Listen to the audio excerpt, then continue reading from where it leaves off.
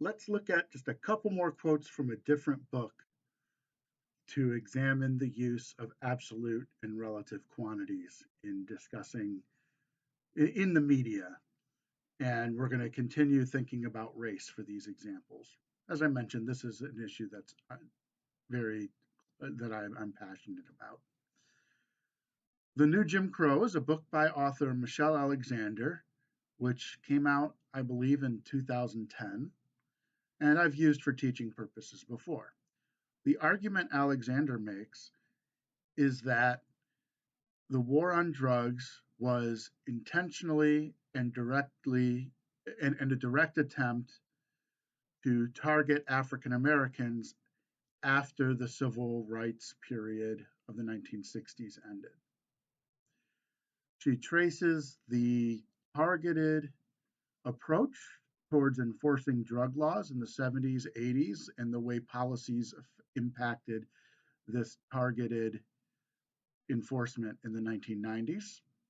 She also discusses the consequences of having a drug crime on your record, including difficulty finding housing, employment, etc. In this way, she makes the argument that the war on drugs is the new Jim Crow, hence the title. Let's look at a couple of things she says in this book that use absolute or relative figures and analyze.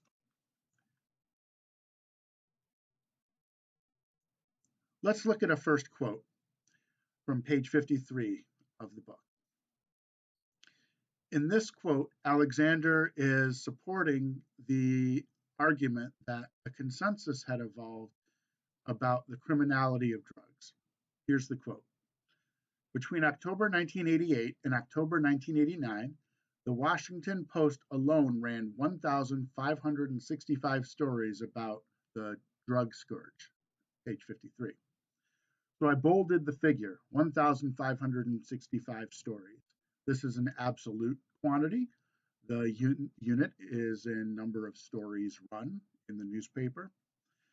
So she used an absolute quantity and not a relative quantity.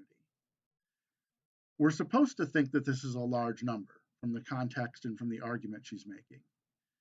This is over the course of a year. For me, this is a little unclear because I don't know how many stories are typically run in a year. I don't have a sense of how large this is relative to the number of stories the Washington Post runs. So maybe it is a lot. Maybe it's not. If the Post runs millions of stories, then this is not that many. If the Post runs thousands or tens of thousands of stories, which I believe is probably more likely, then this quote is doing its job. One could figure the Washington Post as a daily newspaper probably has a certain number of stories in each paper, and you can multiply that by 365 or to estimate the number of stories you would imagine throughout a given year, and then figure out how significant 1,565 is by dividing and comparing and generating a percentage. But that takes a lot of thought on the reader's part in one sentence out of a 200-page book.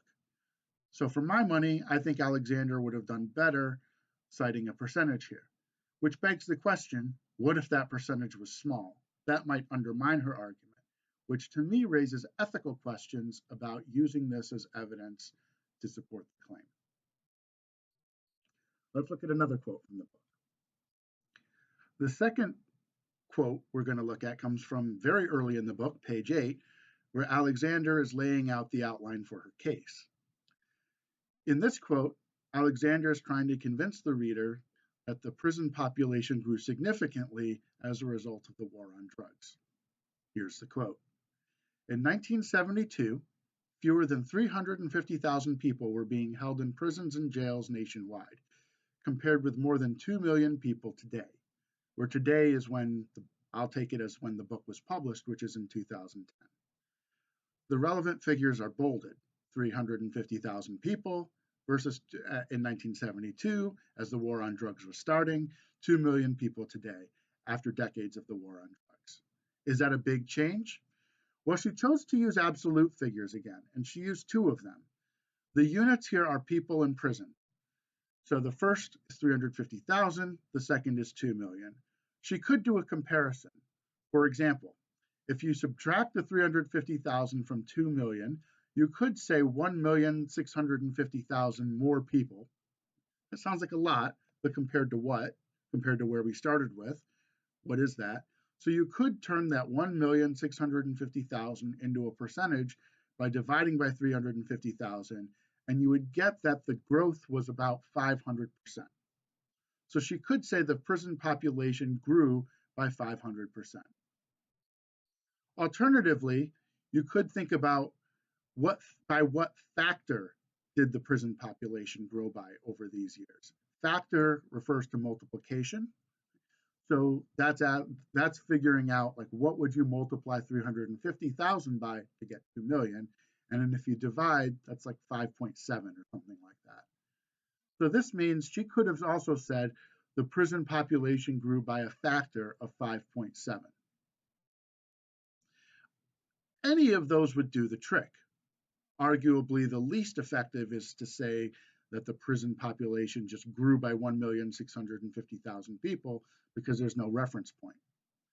That said, I think this statement does the job as well. We see the number where we started, we see the number where we end, and that tells the story she wants to tell. And in some ways, it may even be better than percentages because of the use of the word people. These are you, this is you, this is your friends, these are your neighbors, these are people that live down the street, these are people you went to high school with, right? So she's trying to get, by choosing absolute quantities, she's trying to get the author to empathize with the folks she's talking about. So the point of both of these analyses of these pairs of quotes from these two books is how, number one, you think about whether or not, as you're explaining something, to use absolute and relative quantities, and those statements and those choices have considerable power. But also, you should think ethically about those statements. Is your message clear? Are you supporting your message? And more importantly, does the data that you're citing actually support the message, or are you manipulating things in order to make your message sound stronger? And I urge you to avoid doing the latter. In the next video, we're going to look at how to get relative figures out of absolute figures in Excel.